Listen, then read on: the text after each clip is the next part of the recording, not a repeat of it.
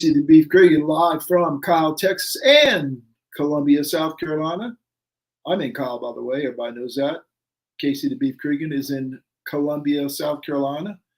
Hey, Case, what's the vibe in the capital city? You know, I wish I could tell you. I got here in the middle of the afternoon, had 2 stops to make, came right to the hotel and haven't been out since. So I saw a couple Gamecock shirts as I went to Jimmy John's to get me a sandwich for dinner. And other than that, I don't know what the vibe is. I thought I was driving behind Spencer Rattler today on my way here. It was an Escalade that was all tinted out. The kid looked like a Spencer Rattler, but I guess somebody else had a really bad haircut here in the state capital. So It's Columbia. There's a lot of bad haircuts there. but it's good. It's good to be here. I enjoy this town from the periphery, and I also enjoy leaving this town as well. Well, it's that time of year. We're talking before the show. You got the Braves on the TV there. I got the Astros and the Twins on the TV here. A couple of home runs in this game. It's 1-1, and I think it's not 1-1 in the game you're watching. 7-2 Phillies in the bottom of the 6th currently. Nice. Jeffrey checks in and says, "Good evening." Good evening, Jeffrey. Good evening. Good to see you. Sylvester, he's good. Good to see you. Good to see you, Sylvester. Thanks, guys, for checking in early. Week 6 takeaways, Casey. Now, last week on this show, I sat here and I told you the Red River rivalry / shootout was going to be berserk because it seems like it is every year. And not really last year because it was 49-0, but it's still kind of berserk in its own way. But it started this year at 11 o'clock in the morning here in Texas, which is where the game is played. So by 11:12, 9 minutes and 2 seconds to go in the first quarter, there were 2 interceptions, a touchdown pass, and a block punt for a touchdown. And I told you, Locks, I was already out of beer less than 6 minutes into the game. It was crazy. What a great game that was. Just bizarre happenings. And, who ever thought Dylan Gabriel would outduel Quinn Ewers and Brent Venables would outcoach Steve Sarkisian. Texas scored with, 1:15 to go to take the lead. Oklahoma went right back down and scored a touchdown. What a crazy game to start off week 6 of college football. Yeah, you called it last week too, and it was a nooner. There was a lot of good noon games this past Saturday, but that one kind of took the cake. It was a great game between 2 really good teams. I mean, if we're being honest, they're 2 really good teams. I think Quinn Ewers probably lost his Heisman, right? But as a friend of the show's told me last night, he looked like a deer in headlights a lot of times. So maybe he's still a year away from owning college football. He's still great, but Xavier Worthy's fantastic. But I like you said, Dylan Gabriel was awesome. And the defense, Oklahoma defense, hard to say with what was the score, 42, whatever it was. But Oklahoma's defense stood up, had a couple turnovers early. Texas gets a turnover. So for a high scoring game, I thought both defenses were actually really good. And that sounds so funny to say. and I think Oklahoma also had a goal line stand there. They did. Yeah, to save the day. Another good game was another Texas team playing Texas A&M, playing Alabama. They came up short, shocker. Jimbo comes up just short in a big game. But he did score 20 points in this one. But Alabama beat Texas A&M. Is Alabama back to being Alabama? I thought I saw some completed passes down the field from Jalen Milroe. Yeah, I think Jalen Milroe can throw it long. I think that's his strength, actually. I think these dinks and dunks are not his strength. So Saban's going to have to kind of reinvent the wheel a little bit. Running game, which is, Alabama's got a stable of backs, although no big name necessarily this year in their backfield, and letting Milroe go deep. So, but yeah, like Sylvester says here in the chat, Jimbo doing Jimbo things. 4th and 1. Down by tie ball game, other side of the 50, didn't go for it. Quoted after the game and saying if it was 4th and inches, we would have, but 4th and 1, I didn't feel comfortable. It's like with this new quarterback push thing. I mean, you and I could get a yard, Marty. Depending on how they measure it, a yard is actually 36 inches. So technically it was 4th and inches. It was third. Yeah, it was 4th and inches, right? Oh, Jeffrey says roll tide, but I'm not sure they are back just yet. I would agree with that. But I don't know how Jeffrey feels about this, but we've talked about it earlier in the year with Locks, because, he's the SEC homer, apologist, whatever, homer / apologist / fan. The SEC is a little bit down this year. And by a little bit, I mean LSU can't defend anybody. Alabama is not on the same level as Alabama. Tennessee's not as good as last year. Georgia is not as good as last year, apparently, even though they crushed Kentucky, who maybe they're not as good as they were last year. You get where I'm going with this. But, hey, speaking of that, not what they were last year, a game that was close but almost put me to sleep, that Clemson-Wake Forest game, that 7-3 halftime score was something college football has not seen in a long time, it seems like. I was really excited about the 3:30 start, and then those noon games were fantastic. I mean, I think you had Mizzou, LSU, you had the OU Texas game. Like, they were really good. I had the 4 screens going on YouTube TV, and they were actually fantastic games. I had to switch, and then here comes 3:30. So excited, perfect time slot for Clemson, and I wanted a nap. It was real. I think I said it on the text machine to you guys. Like, it was really hard to watch. Yeah. I don't know what offense was just stagnant, and I know there's been ad nauseum articles out there about is Clemson wasting a defense. This is a championship defense that Clemson has. There is no question about it at all 3 levels. There's maybe a time or two that a couple of guys take a play off. But man, oh man, I thought we'd be struggling on the back end. They're not. I thought Clemson would be struggling after the first 2 guys at linebacker. They're really not. The front 4 is just rotates in. It's just a new guy, whether it's 12, 11. I mean, even Denhoff at the end, 44. You got 3 out there, 7, 13. I mean, I'm throwing out numbers for Clemson fans. You know who they are. It's a really fun to watch. But man, you feel sorry for them. And when this offense is on the field, they just can't get it going. And maybe they are missing a guy like Travis Etienne, a really breakaway back, but maybe it's the offensive line. I don't know. I don't know enough X's and O's truly to diagnose it, but that offense on Saturday was literally snooze-worthy. And I almost felt embarrassed that after all these wonderful games, we had this mess at the ABC 3:30 time slot. Yeah. It was not a fun watch, and I felt kind of like Sylvester felt. I didn't ever think it was in doubt. I mean, 17-12, 17-6 with 2 minutes to go. Wake Forest wasn't going to score twice. I think everybody knew that, but just a tough watch. I think you're right. I think Maffa and Shipley are good. Neither one of them are breakaway. I know what Maffa did against Syracuse, but it's Syracuse I'm talking about. Great. I love them both. Yeah. I just think they're not. Ball, he could take it.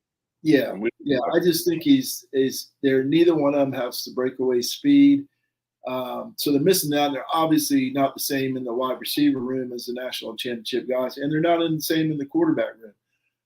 I said last week, Cade had looked good the week before, but then he took a step back, a simple handoff. And you took Clemson minus 20. I took Wake plus 20, and I talked about turnovers. That dumb turnover inside the 10, there was no reason for it. I just don't understand it. I don't get it. I don't understand, Beef. Why can't they hand the ball off inside the 10? It's baffling. It's obviously something that they need to continue to work on. And I saw a former player, I forget who it was, but I forget who it was, but they were tweeting out the fact that they would be doing ball security all day Monday if it was them back in the day. So, I mean, I'm guessing that Dabo doesn't really stray too much from his norm. So I'm sure they did. I know this is a week off, but I'm sure they will be. But you figure after week 1, they probably would have been doing that too. So try something else. But yeah, we're not in practice. We don't know. Ball security has been a huge issue. Obviously, it's been the bugaboo of this team. Is it the end all be all of why this team is 4-2? Probably not, but it certainly didn't help in the first game, and again in Charleston Southern even. Yeah. And it could have been disastrous last week as well. And it was disastrous against Florida State. I mean, so there have been 3 catastrophic turnovers. And I Hey, hate so, that phrase is in our lexicon because it is. and we're starting to expect them. I expected them before the game, right? That's why I took Wake Forest. And like, no way, they don't put away teams. You can't when you turn the ball over ridiculously. Sylvester has a point here, but I didn't think it was very cute at all. I thought it was ugly. I thought it was really ugly. Like Well, you you're said, right. go You ahead. can't do the normal fundamental Yeah, stuff. Why are you doing razzle dazzle anything? I know this was just a regular RPO. It's yeah, just an exchange, quarterback running back exchange. But I get it. His point really resonates with me. Like the razzle dazzle's fun and cute, to use his phrase, Sylvester's phrase here. But if you can't do fundamental A to B, then what the hell are we doing? I yeah, don't know. exactly. I'm not down on it. It sounds like I'm down on him. I'm not down on him at all. I'm going to be right back there next week at 7:30, 8 o'clock, whenever the game is in Miami, thinking that they're going to go in there and compete and beat the tail off the Hurricanes and be positive, and the offense is going to find something this week off. I may be disappointed. I may not be.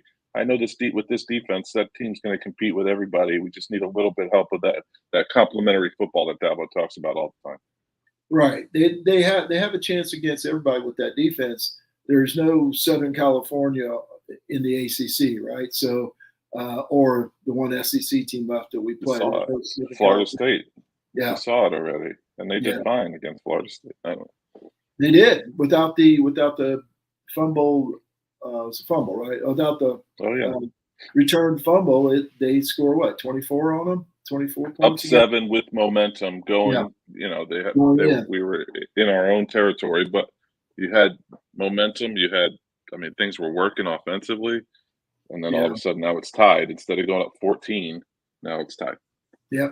Uh, you said it. Clemson's on an open week. I have high hopes. But when they come back from that open week, they travel to Miami, who last week everybody thought was great, and this week everybody thinks they suck. Then they travel to NC State, who having a hard time scoring points but managing to win. And then they have Notre Dame at home. So there's 3 games coming up here. The first 2 on the road that could we could have a number in that loss column that we haven't seen in the regular season in quite some time for Clemson fans.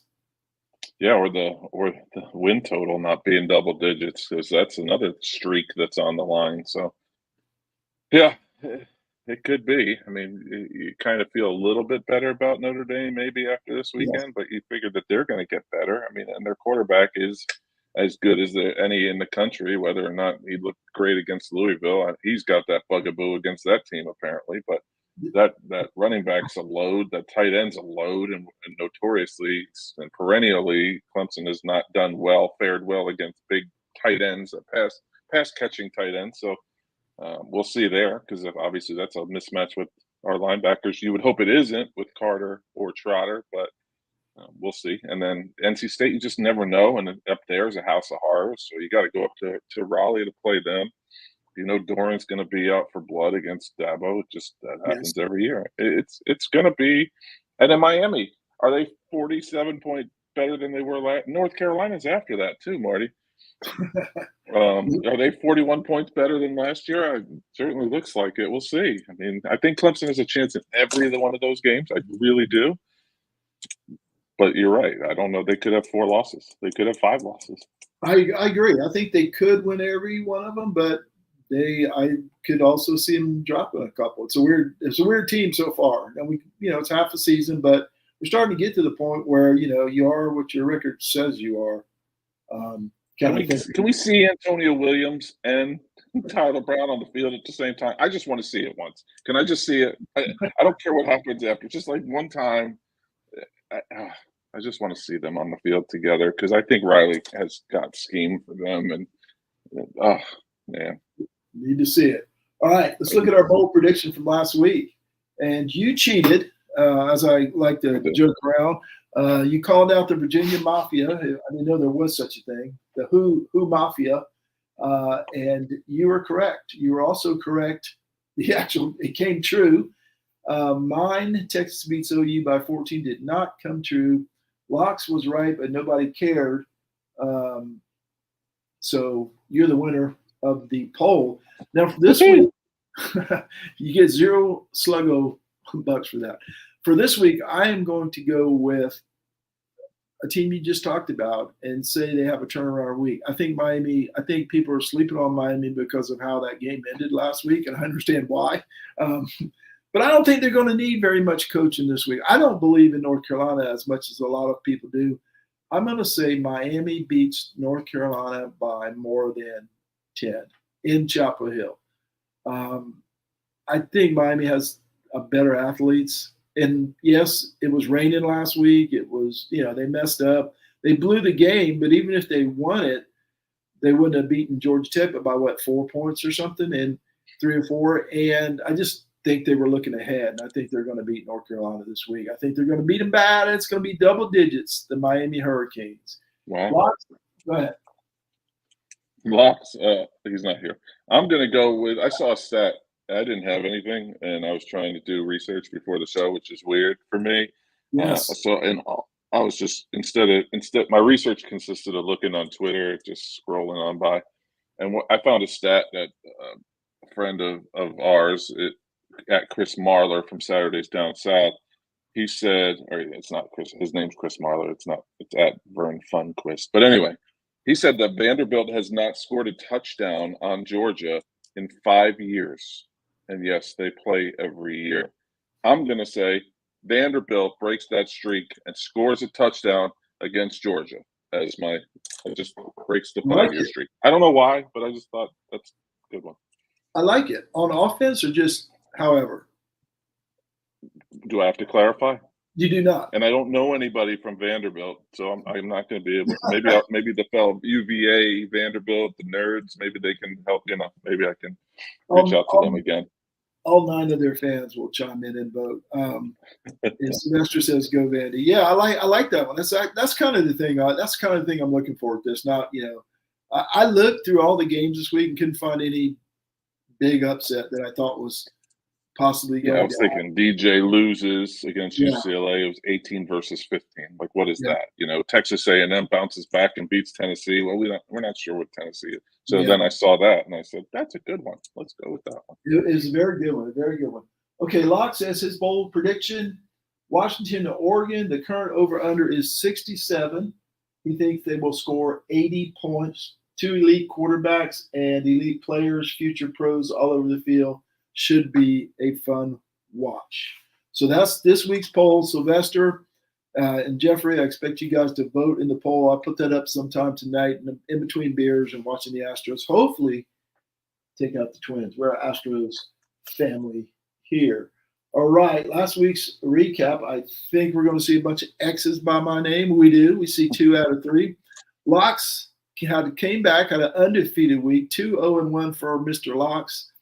I went 1-2. I lost my big bet on Notre Dame, which taught me a very big lesson. And I don't know, I'll not listen to it again and bet later when I need to catch up. 1-2 week. My only win was taking Wake Forest against Clemson.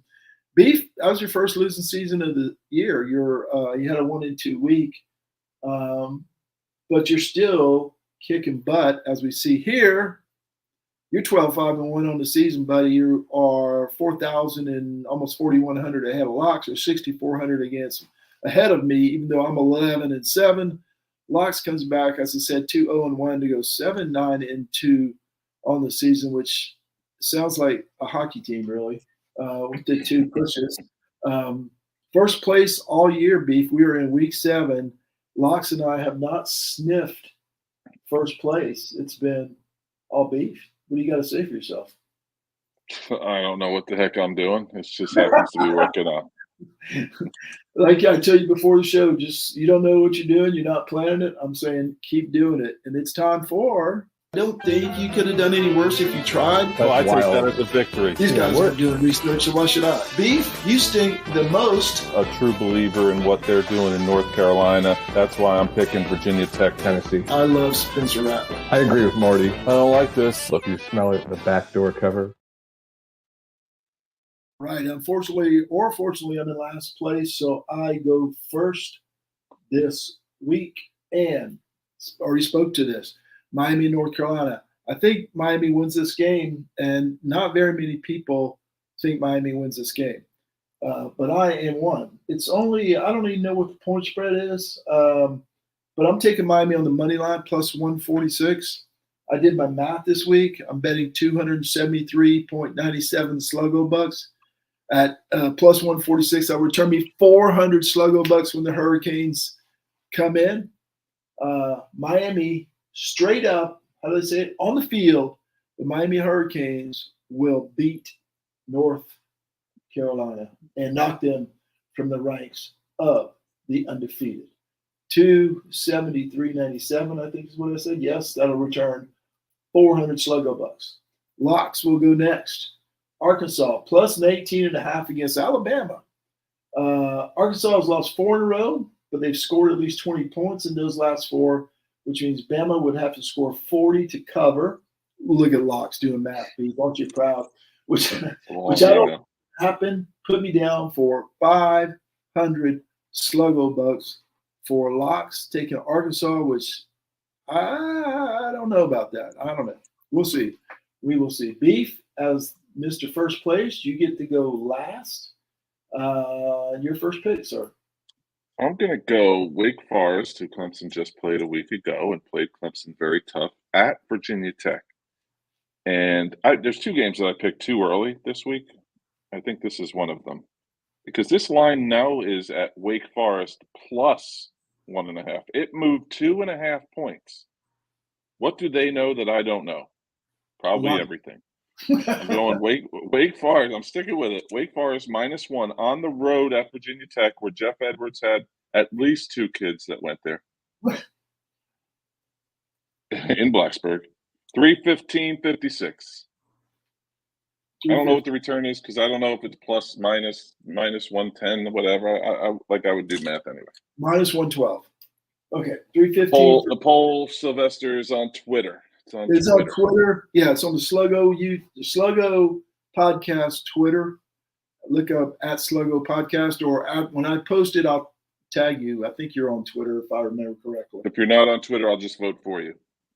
And Jeffrey does not like my pick because he agrees with me. That's what I usually say to Locks. Wake Forest should win that game. Right? Like why did that line move 2.5 points to Virginia Tech's favor? Somebody must have hurt. Okay, I told you previously, my second pick, Casey, I told you previously, I learned my lesson about Notre Dame. I'm going against Notre Dame here. I'm going to take Southern Cal. I'm getting 2 points. I wanted to do this as a money line, but I also didn't want to do 2 money lines here on this week. So I had to make a choice between which one I wanted money line. I think I chose the wrong one. I think Locks chose the right one, as we'll find out in a minute. But I believe Southern Cal is going to beat Notre Dame, but I'll take the 2 points. Who knows? Maybe it's a 1-point game. You're getting 2? Yes. Vegas, what are you doing, Vegas? I am getting 2. Absolutely. And I'm so confident, 880 Sluggo bucks. That'll return me 800 bucks if I win. Locks. Oh, they're at Notre Dame, aren't they? They're at Notre Dame. All right. Yes. Locks' second pick. He is going to take North Carolina -3.5, going against me, kind of. I took Miami money line. He's taking North Carolina and the points. So we both could win this one, right? Because he could win by no, wait a second. I could win. North Carolina. No. Because he's picking North Carolina. They got to win, and I'm picking Miami to win outright. Okay. You're going against them. Yeah. So a little kind of head-to-head. 750 Sluggo bucks for Locks. Let's see his rationale. I'm confused. They're at home. They're playing great versus a team that just lost 2 in a row, about to be 3 in a row. 750 Sluggo bucks for Locks. Miami's lost 2 in a row. Who did they lose to the week before? Did they? I don't remember that. Well, that's their first loss. Let me check. Miami's 4-1. So maybe he's thinking this would be 2 in a row, and then Clemson would be 3 in a row for Miami. Maybe, I don't know. Giving Locks the benefit of the doubt. But anyway, he's going North Carolina -3.5. So more than a field goal there. Sylvester agrees it's their first loss. Casey the Beef Cregan, your second pick. Here's another one I picked way too early, I think, because I completely forgot that Riley Leonard may be hurt. So when I saw Duke minus 3.5 at home against NC State, yes, rivalry, whatever that rivalry is worth, and I even had 1,000 slugger bucks on this initially. Then I stepped back and I said, Riley Leonard might be hurt. I read everything on him. Brandon Armstrong's going to throw a pick. If you're in prize picks, definitely pick over under. Pick the over if it's 0.5. He's going to throw a pick. And I'm going to stick with it, but I'm going to lessen my pick a little, or my price a little bit. I'm going Duke minus 3.5, which it stayed at. It's still there now for 500 sluggo bucks. Cuts it in half. I don't trust Brandon Armstrong. I think he sucks.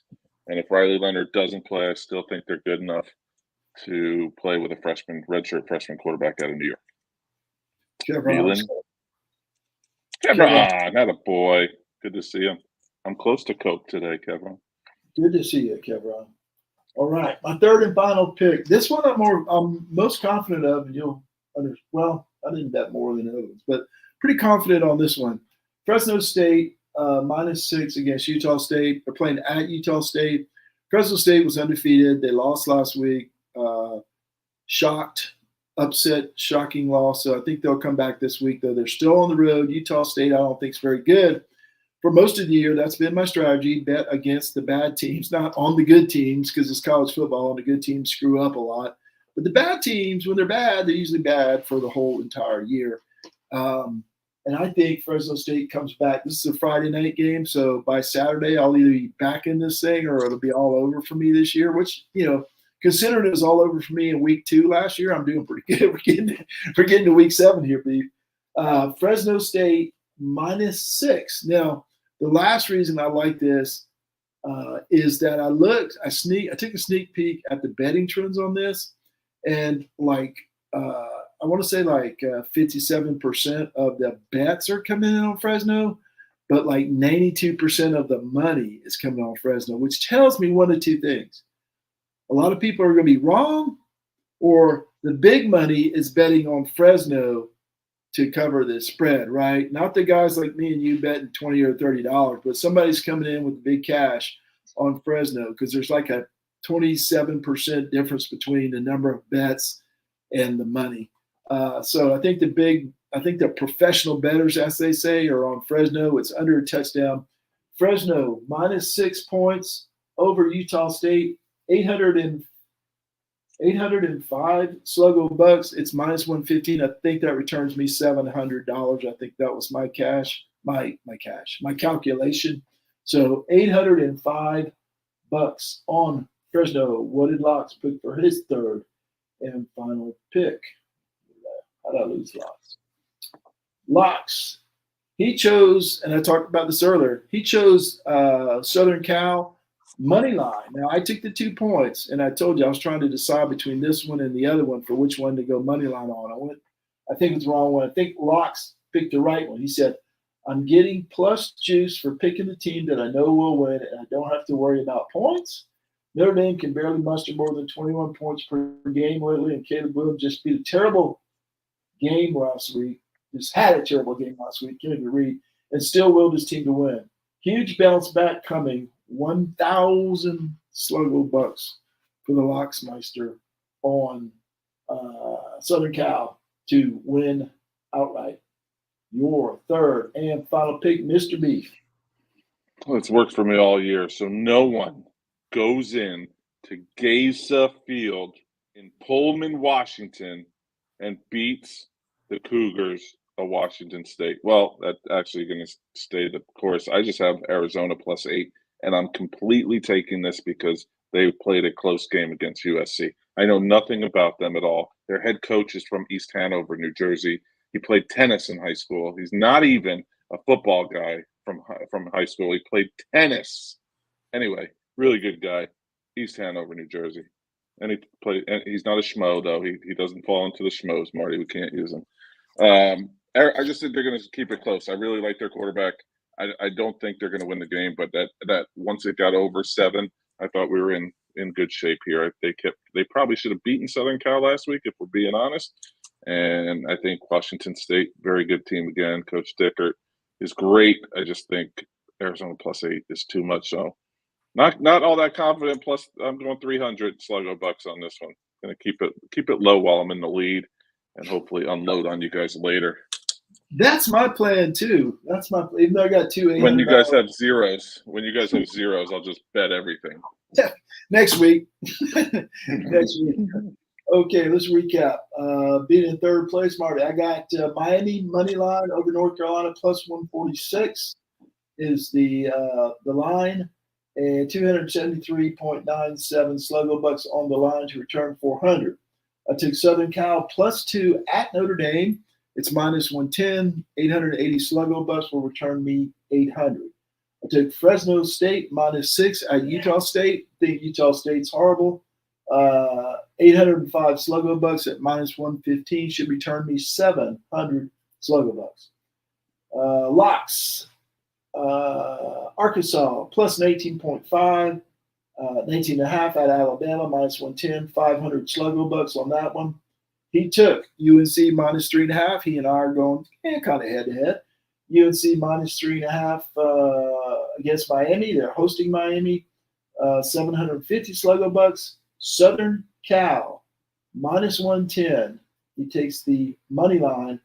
1,000 Sluggo bucks for Locks. So Locks he's out there. He's got 2,250 Sluggo bucks on the line. I've got like 1,900-ish around there. Casey the Beef Cregan, first place. Casey the Beef Cregan. I think that's part of your given name now. You took, I think Wake -1, -112 for 315 Sluggo bucks and 56 Sluggo cents. Duke -3.5 against North Carolina State -115, 500 Sluggo bucks. And Arizona +8 against Washington State in Pullman, 300 Sluggo bucks. Good luck, Beef. We joke around a lot, and but I really have enjoyed you. You've had a really good year so far. I'm not trying to jinx you. My mantra is ABL, right? Anybody but Locks. And that's right. It has to be on the show. It's got to be me or you, right? If it's anybody but Locks, there's not a huge amount of choices. So follow along on Sluggo Podcast on Twitter. I'll put the poll up there. I'll put our picks up there, and we'll put the results up there. A lot of fun to follow along, especially Casey's 12-5-1. It's really a lot of fun this year now that he's not 2-14. I got suspended last year. That's how bad I was. And Locks is suspended this year, as the old joke goes. But a lot of fun. Beef, I've enjoyed it with you. I'm going to go watch some Astros right now. And, Abreu, 2-run shot, 3-win Astros. I've enjoyed it. Be safe on the road. Enjoy Columbia as much as that's possible. Tell the people thank you, and let's hit the road. Thanks to everyone in the Seldom Used Reserve Football Discussion Facebook group. Uncle John McGee, as always. Sluggo Podcast, and each and every one of you who listens, likes, shares, and participates. We love the interaction. So thanks to Jeff Edwards and Sylvester tonight. On behalf of Marty, Seldom Used Reserve Coleman, and the always absent Zach Locks Parker, I'm Casey the Beef Cregan. Thanks so much for listening. We'll see you right here next week on Sluggo. Thanks, Jeff and Sylvester. I think we're done here.